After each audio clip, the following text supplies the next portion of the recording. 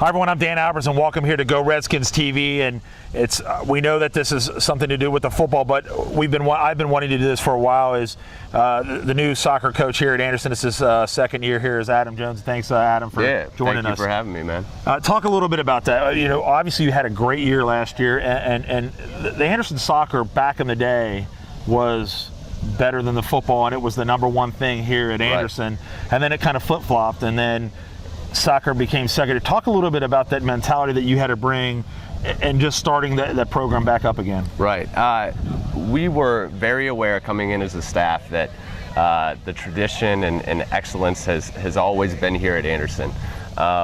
So coming in, obviously we wanted to make sure that we were restoring that tradition and restoring the winning ways and the winning mentality. So when it came down to it, we needed to think about, well, results weren't just going to come by showing up.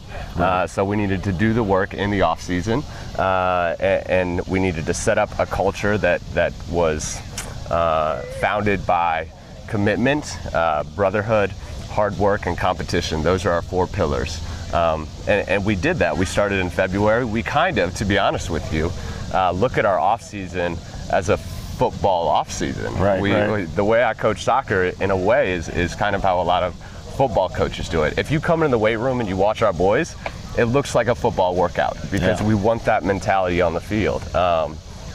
And so because of the work that we did in the off season, we saw the success come in season. And because we had that last year, we had a great off season. This year, again, the boys have bought in, and we're really excited about what we could do this year. Was that difficult? Did the kids buy in right away, or did it take a little bit of time? Because they probably weren't used to that, were they? I mean, yeah, there wasn't. To be frank, there wasn't much of an off season when I came here. However, the boys were hungry. They wanted to work. So I inherited a group that was. They had great character and they had great work ethic, and they just wanted to work. They never got the opportunity to work, though. So as a coach, all I had to do was give them the opportunity to be successful. And what that means is establishing relationships, giving them time in the weight room, making sure that we had open fields, that we were doing something every day, and they took advantage of it because they wanted to be better. They were hungry to be better.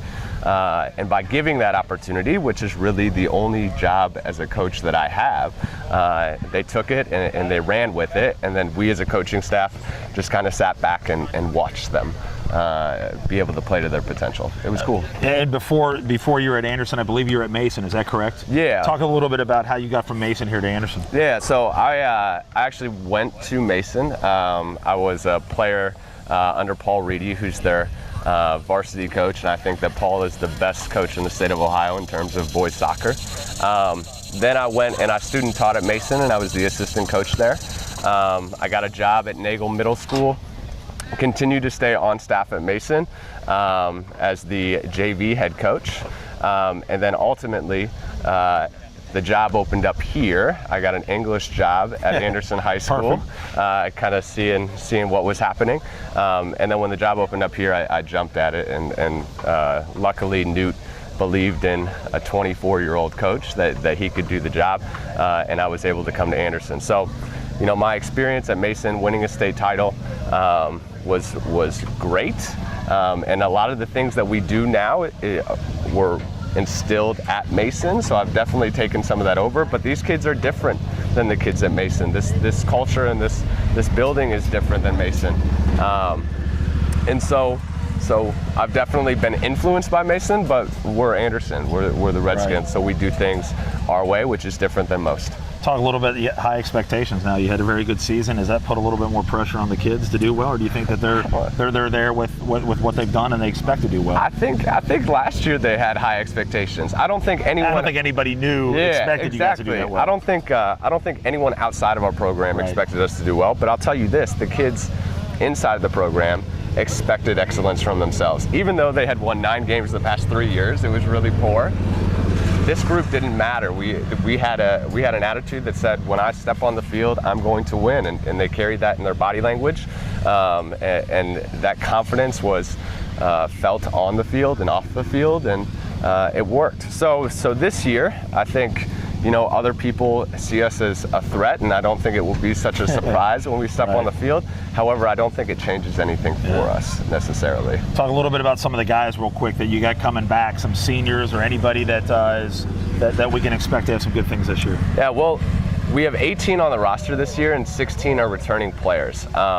So it's hard to pinpoint individual players. 5 of the players had all ECC honors last year that are returning. Matt Fickenworth is a junior. He's our center back. He's a Division I caliber player in our program, and he's kind of the heart of our back line. Adam Matthews he's a senior. He plays as a winger looking to play in college. Quick, can seem to get around anyone, is also a captain for our program, so we're expecting big things out of him. And then Max Hoffman's another captain for us, a starting left back, just really technical, kind of the glue to our team, I think, in terms of not on the field, but off the field relationships, making sure everyone's doing the right thing, and so that's great. Our junior and senior class are just really, really talented. We do have 2 underclassmen on our team.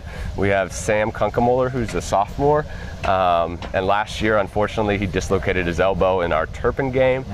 So he was out for a majority of the season, but we're expecting big things. He's one of the most technical players in Cincinnati.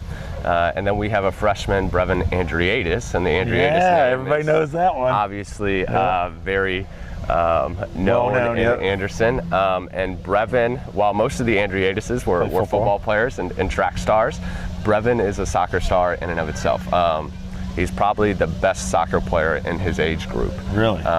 Just a total stud. And to be honest with you, if you look at him, you won't know he's a freshman. He's physically, does not surprise me with that family. You're right. He's got the Andreadis genes.